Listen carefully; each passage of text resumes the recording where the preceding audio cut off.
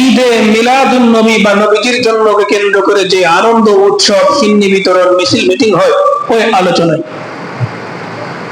নবী করিম সাল্লাল্লাহু আলাইহি ওয়াসাল্লাম জন্মের পর আবু লাহাব তার দাসীকে আজাদ করে দিয়েছিল এবং উট জবাই করে সিন্নি করেছিল।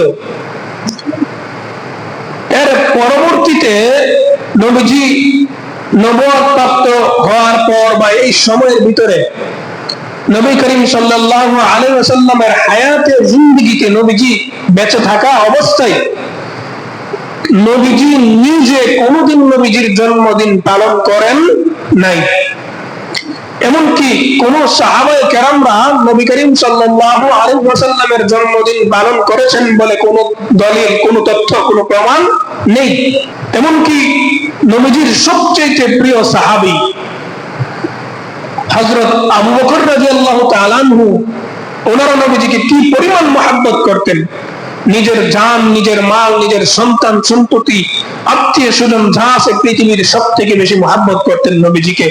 ওই আবু বকর রাদিয়াল্লাহু তাআলা আনহু কোনদিন নবীজির জন্মদিন পালন করেন নাই বা ওই দিনকে ঈদের দিন বলে উপস্থাপন করেন নাই।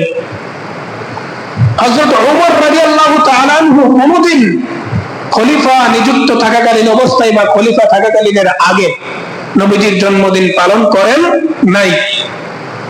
হযরত ওসমান রাদিয়াল্লাহু তাআলা আনহু নবীজিকে কি পরিমাণ মহব্বত করতেন, এইগুলা ভাষা প্রকাশ করার মতো না, বর্ণনা করে বোঝানোর মতো না।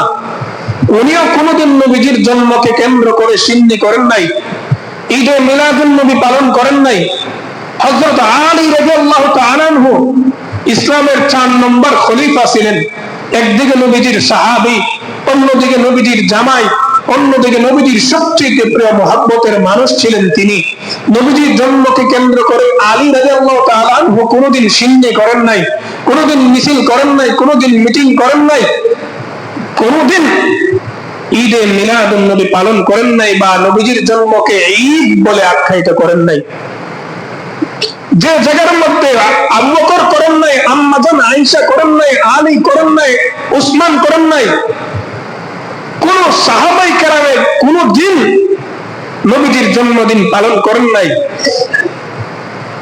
তাহলে কিভাবে আমি আপনি কোন দলিলের ভিত্তিতে, কার ইশারায়, কার ইঙ্গিতে নবীজির জন্মকে কেন্দ্র করে মিছিল করতেছেন, মিটিং করতেছেন, আবার বলতেছেন যে এটাই নাকি সকল ঈদের সেরা ঈদ? এটা আপনারা কোথায় পেয়েছেন? হাদিসের মধ্যে যেগুলা উল্লেখ নাই, কোরআনুল কারীমের মধ্যে যেগুলা উল্লেখ নাই, কেউ যদি ওইগুলা পালন করে তাহলে ওইটাকেই বেদাত বলে। ওইটাকে কি বলে? বেদাত বলে। তো বেদাত পালন করলে কি হয়, যে কেউ যদি বেদাত করে তাহলে সে নিঃসন্দেহে গুমরাহির মধ্যে চলে যায়।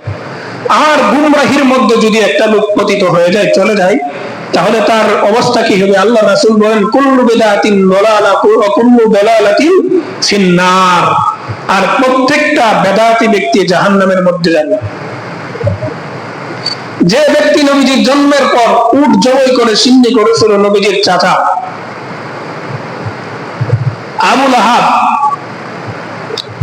ওই চাচা নবীজির জন্মদিন পালন করে কোথায় গেছে? জাহান্নামে গেছে। কোথায় গেছে?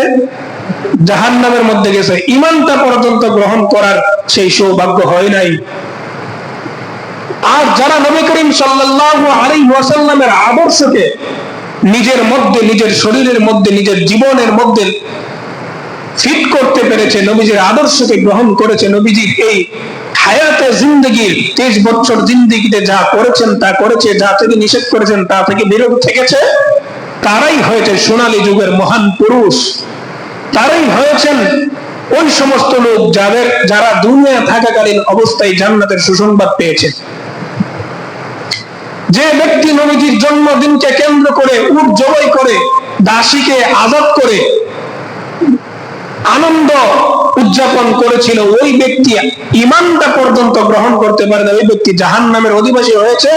আর যারা নবীজির জন্মদিন পালন করেন নাই, নবীজির সিরতকে গ্রহণ করেছে, নবীজির আদর্শকে গ্রহণ করেছে, নবীজি যেটা মানতে বলেছেন এটা মেনেছে, নবীজি যেটা থেকে নিষেধ করেছেন ওইটা থেকে বিরত থেকেছে, তারাই হয়েছেন দুনিয়া থাকাকালীন অবস্থায় জান্নাতের সুসংবাদ প্রাপ্ত। এজন্য মুসলমানদের জন্য খুবই চিন্তার বিষয় হচ্ছে আপনি কোন দিকে যাবেন। আপনি কি জান্নাতি দলের অন্তর্ভুক্ত হবেন না বেদাতীদের দলের অন্তর্ভুক্ত হবেন? আগে আমাদের জানতে হবে যে এই ঈদে মিলাদুন নবী কখন থেকে উদযাপিত হয়। আমরা একটা বুঝতে পারলাম যে নবীজির দুনিয়াতে থাকাকালীনও নবীজির জন্মকে কেন্দ্র করে কেউ ঈদে মিলাদুন নবী উদযাপন করেন নাই, কোন সাহাবাই কেরামরা করেন নাই, তাবেঈনরা করেন নাই, চার ইমামের মধ্য থেকে কেউ করেন নাই। তাহলে এই ঈদে মিলাদুন নবীটা কিভাবে আসলো, কিভাবে এই পৃথিবীর মধ্যে ছড়িয়ে পড়লো, কিভাবে আমাদের বাংলাদেশ পর্যন্ত চলে আসলো, এটা জানার দরকার আছে না নাই? অবশ্যই দরকার আছে। বলা হয়েছে যে নবী করিম সাল্লাল্লাহু আলাইহি ওয়াসাল্লামের ইন্তেকালের পর, নবীজির সাল্লাল্লাহু আলাইহি ওয়াসাল্লামের ইন্তেকালের পর 604 হিজরিতে, কত হিজরিতে? 604 হিজরিতে একজন বাদশা ছিল। আর সর্বপ্রথম যে দেশের মধ্যে ঈদে মিলাদুন নবী পালন করা হয় সেই দেশটার নাম হচ্ছে ইরাক। সেই দেশের নাম কি? ইরাক। ইরাকের মোসুল শহরে, ইরাকের মোসুল শহরে একজন বাদশা ছিলেন।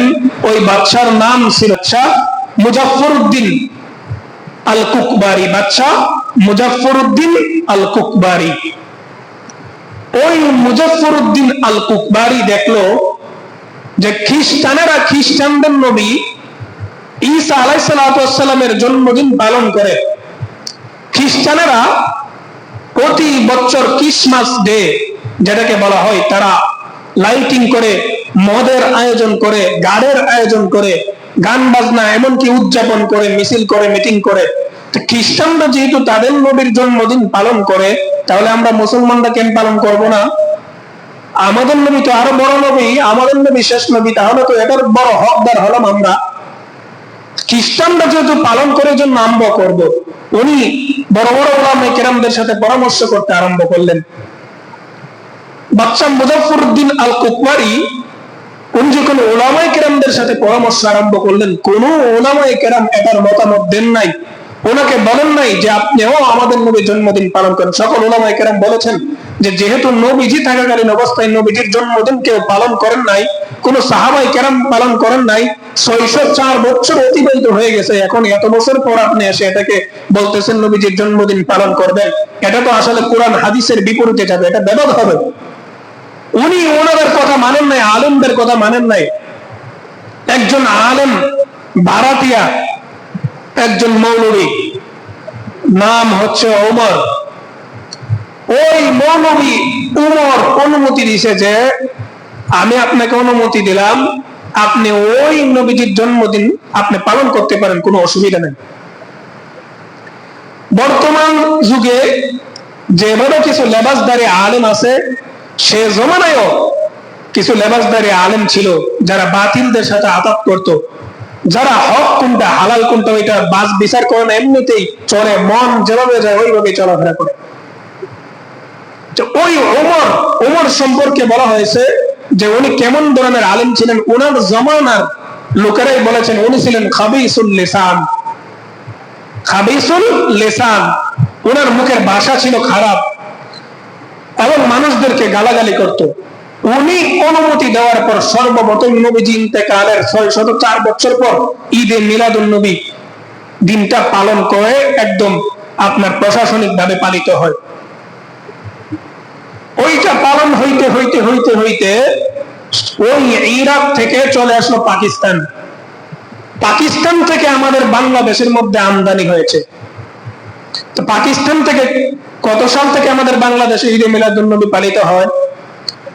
1974 সালের আগে বাংলাদেশের মধ্যে কেউ ঈদে মিলাদুন নবী নামক কোন অনুষ্ঠান পালন করেন নাই। আপনারা তথ্য ঘেঁটে দেখতে পারেন। 1974 সালে বাংলাদেশ যখন স্বাধীন হয়, 71 সালে স্বাধীন হওয়ার 3 বছর পর 1974 সালে পাকিস্তান থেকে একজন ভণ্ড পীর বেদাতি পীরকে বাংলাদেশের চট্টগ্রামের মুসলমানরা দাওয়াত করে। চট্টগ্রামের বেদাতিরা যখন ভণ্ড পীরকে পাকিস্তান থেকে দাওয়াত করার পর ওই পীর সর্বপ্রথম এসে ওই চট্টগ্রামের মধ্যে ঈদে মিলাদুন্নবী 12 রবিউল আউয়াল উদযাপন করে এবং ঘোষণা দেয় বাংলাদেশের মধ্যে প্রতি 12 রবিউল আউয়ালে ঈদে মিলাদুন্নবী উদযাপিত হবে। বলেন নাউজুবিল্লাহ। এর আগে কেউ এই ঈদে মিলাদুন্নবী বাংলাদেশের মধ্যে পালন করেন নাই। এজন্য মুসলমানদের উচিত হলো যে যেই ঈদগুলা শরীয়ত অনুমোদন দিয়েছে, যেই ঈদগুলা ইসলামের মধ্যে আছে, শরীয়তের মধ্যে আছে, ওই ঈদগুলাই মুসলমানরা পালন করবে। আর যেই ঈদগুলা মানুষের বানানো, যেই ঈদগুলা হচ্ছে নতুন উদ্ভাবিত ঈদ, ওই ঈদগুলাকে আমরা কখনো মুসলমানরা মানতে পারি না। এগুলো হচ্ছে বেদাত। কেন আল্লাহ রাসূল সাল্লাল্লাহু আলাইহি ওয়াসাল্লাম হাদিস শরীফের মধ্যে বলেন, লা তাত্তাখিযু শাহরান ঈদা ওয়া লা তাত্তাখিযু ইয়াওমান ঈদা। স্পষ্ট ঘোষণা নবীজি বলেছেন যে আমার উম্মতেরা শরীয়তের মধ্যে যে ঈদগুলা আছে ওই ঈদগুলা ব্যতীত লা তাত্তাখিযু শাহরান ঈদা, তোমরা কোন মাসকে ঈদ বলে উপস্থাপন করিও না বা ঈদ পালন করিও না।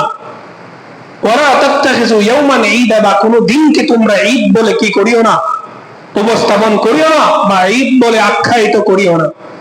নবীজি যেই জায়গায় নিষেধ করেছেন যে ইসলামের মধ্যে যে ঈদগুলো আছে, কোরআন হাদিসের দলিল আদিল্লাহ সহ যেগুলা প্রমাণিত আছে, ওই প্রমাণিত ঈদ ছাড়া দ্বিতীয় কোন ঈদ তোমরা মুসলমানরা কি করিও না, উদযাপন করিও না। আল্লাহ রাব্বুল আলামিন নিজে বলেন যে তোমরা ইহুদি খ্রিস্টানদের সাথে মুশাবাহাত করিও না, সামঞ্জস্য হইও না। আল্লাহ রাসূল নিজে বলেন খালিকুল ইহুদি ওয়ান নাসারা, যে তোমরা ইহুদি এবং নাসারাদের বিরোধিতা করো। যে জায়গায় নাসারারা ঈসা নবীর জন্মদিনকে কেন্দ্র করে তারা আনন্দ উদযাপন করে, র্যালি করে, মদের আয়োজন করে, গানের আয়োজন করে, সেই জায়গায় আমাদের নবী প্রাণের নবীর জন্মদিনকে কেন্দ্র করে আমরা মুসলমানেরা খ্রিস্টানদের মতো এই মিছিলের আয়োজন করতে পারি না, গানের আয়োজন করতে পারি না, নাচার আয়োজন করতে পারি না। যদি বলেন ঠিক কিনা? কেউ যদি নাচার আয়োজন করে, মিছিলের আয়োজন করে, বক্স বাজিয়ে, ডিজে বাজিয়ে, গান করে, তাহলে কি হবে?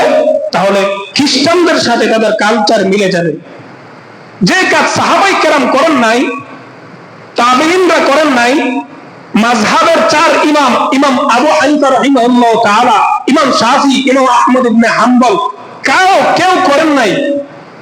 এই জায়গার মধ্যে আপনি আমি কে এমন ব্যক্তি হয়ে গেলাম যে নিজের মন গড়া ঈদ, যেটা কোরআন হাদিসের মধ্যে নেই, আমরা ঈদ উদযাপন করতে আরম্ভ করলাম? এটা হচ্ছে বাড়াবাড়ি এবং বেদাত। যারা বাড়াবাড়ি এবং বেদাত করবে, আল্লাহ রাসূল সাল্লাল্লাহু আলাইহি ওয়াসাল্লাম নিজে বলেন কুল্লু বিদআতিন দালালা ওয়া কুল্লু দালালাতিন ফিন্নার। প্রত্যেকটা বেদাতই হচ্ছে গুমরাহির মধ্যে নিমজ্জিত, আর প্রত্যেকটা গুমরাহী ব্যক্তি জাহান্নামের মধ্যে যাবে। এজন্য আমরা এমন কোন কাজ করব না যে কাজগুলো করলে আমরা পরবর্তীতে পস্তাতে হবে, জাহান্নামের মধ্যে যেতে হবে। আল্লাহ রাব্বুল আলামিন আমাদের সকলকে এ সমস্ত বেদাতি কাজ থেকে হেফাজত করুক। সকলে বলি আমিন। ওয়া আখিরি দাওয়ানা।